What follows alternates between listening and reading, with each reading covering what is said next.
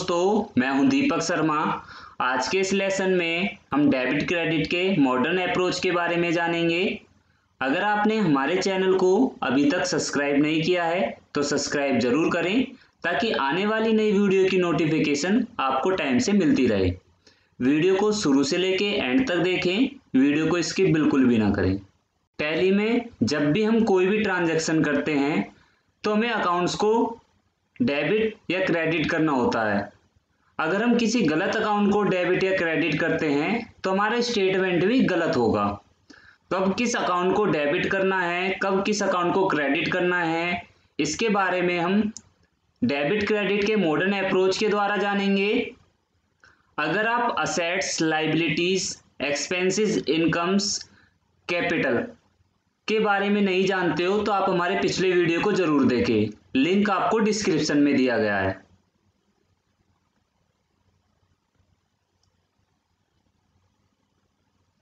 First है आपका assets. Assets means संपत्ति।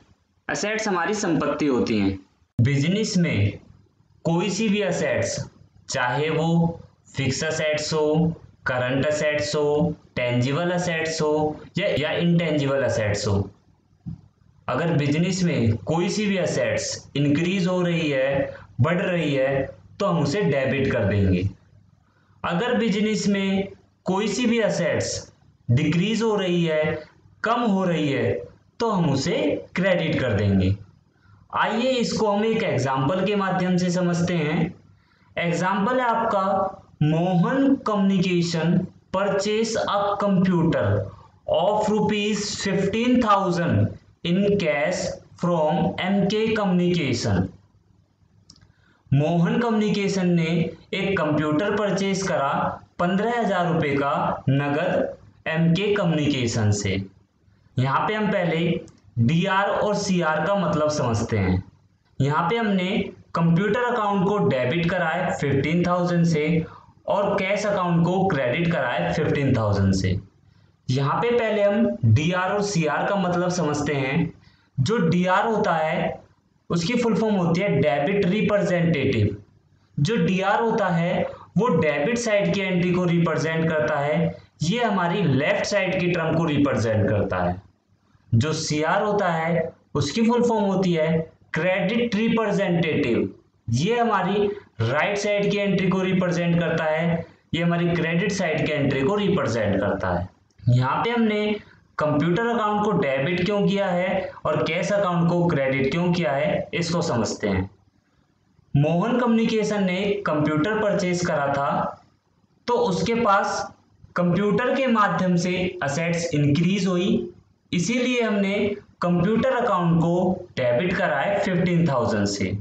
कैश अकाउंट को क्रेडिट इसलिए करा है क्योंकि मोहन कम्युनिकेशन ने जो कंप्यूटर परचेज करा था वो कैश में खरीदा था, उसकी जो असेट्स है कैश के माध्यम से डिक्रीज हुई, तो इसीलिए हमने कैश अकाउंट को 15,000 से क्रेडिट करा है। क्योंकि हमारी असेट्स इंक्रीज होने पर हम उसे डेबिट कर देते हैं और डिक्रीज होने पर उसे क्रेडिट कर देते हैं। आइए अब हम लायबिलिटी के बारे में समझते हैं।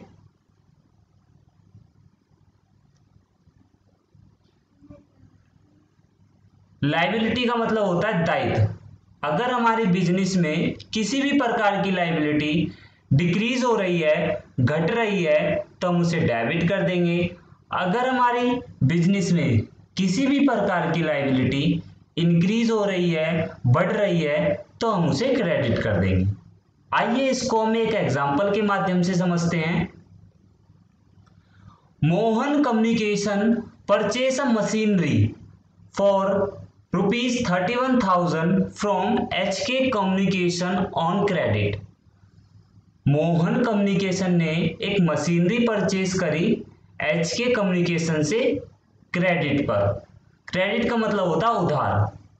तो यहाँ पे हमने मशीनरी अकाउंट को 15,000 से डेबिट करा है और HK ट्रेडर्स को 15,000 से क्रेडिट करा है। आइए समझते हैं क्यों।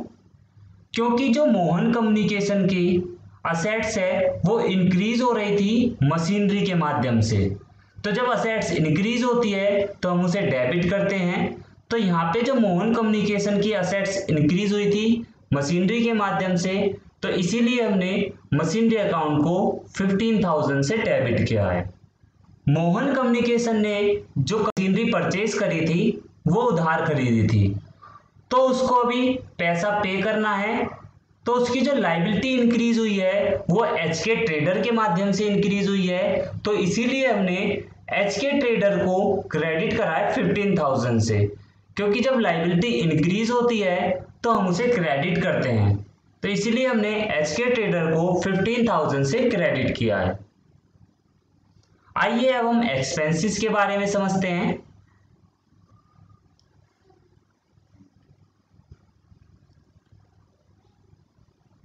अगला है आपका एक्सपेंसेस। एक्सपेंसेस का मतलब होता है खर्चे। अगर बिजनेस में आपके किसी भी प्रकार के एक्सपेंसेस इंक्रीज हो रहे हैं, बढ़ रहे हैं, तो हम उसे डेबिट कर देंगे। अगर आपके बिजनेस में किसी भी प्रकार के एक्सपेंसेस डिक्रीज हो रहे हैं, कम हो रहे हैं, तो हम उसे क्रेडिट कर देंगे। आइए इसको हम एक एग्जांपल के माध्यम से समझते हैं।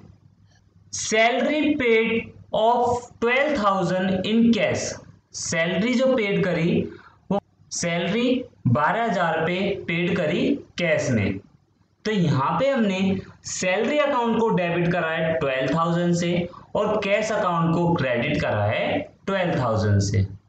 क्यों, आइए समझते हैं। हमारे जो एक्सपेंसेस हैं वो हमारे इंक्रीज हो रहे हैं सैलरी के माध्यम से। जब हमारे एक्सपेंसेस इंक्रीज होते हैं तो हम उन्हें डेबिट करते हैं, तो हमारे एक्सपेंसेस सैलरी के माध्यम से इंक्रीज हो रहे थे, इसीलिए हमने सैलरी अकाउंट को 12,000 से डेबिट करा है। कैश हमारी असेट्स है। अब हमारी असेट्स जो डिक्रीज हो रही थी वो कैश के माध्यम से हो रही थी, इसीलिए हमने कैश अकाउंट को क्रेडिट करा है 12,000 से, क्योंकि जब हमारी असेट्स डिक्रीज होती है, कम होती है, तो हम उन्हें क्रेडिट करते हैं। आइए अब हम इनकम के बारे में समझते हैं।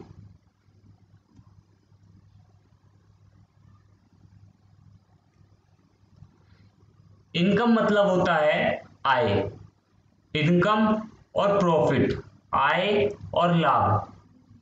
बिजनेस में किसी भी प्रकार की इनकम और प्रॉफिट अगर हमारे डिक्रीज हो रहे हैं, कम हो रहे हैं, तो हम उन्हें डेबिट कर देंगे।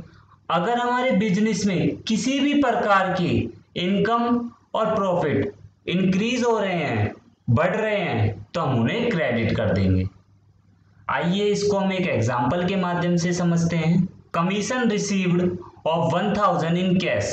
तो यहाँ पे हमने कैश अकाउंट को डेबिट करा है 1,000 से और कमीशन रिसीव अकाउंट को क्रेडिट करा है 1,000 से।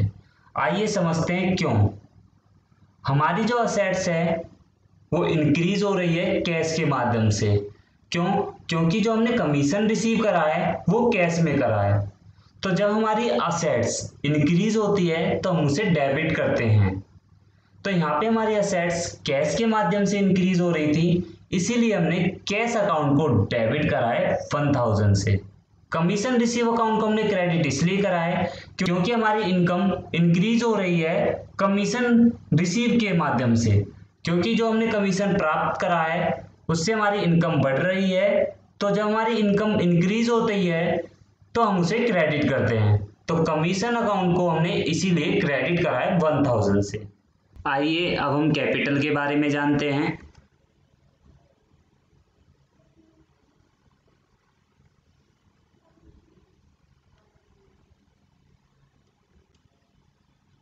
कैपिटल हमारी पूंजी होती है जो इन्वेस्ट की जाती है बिजनेस में। अगर हमारी कैपिटल बिजनेस में डिक्रीज हो रही है, कम हो रही है, तो हम उसे डेबिट कर देंगे।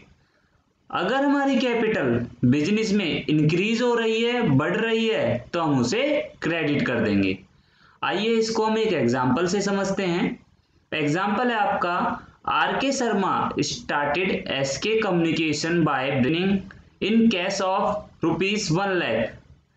आर.के. शर्मा ने एस.के. कम्युनिकेशन स्टार्ट की, उसमें 1 लाख रुपए कैपिटल इन्वेस्ट की।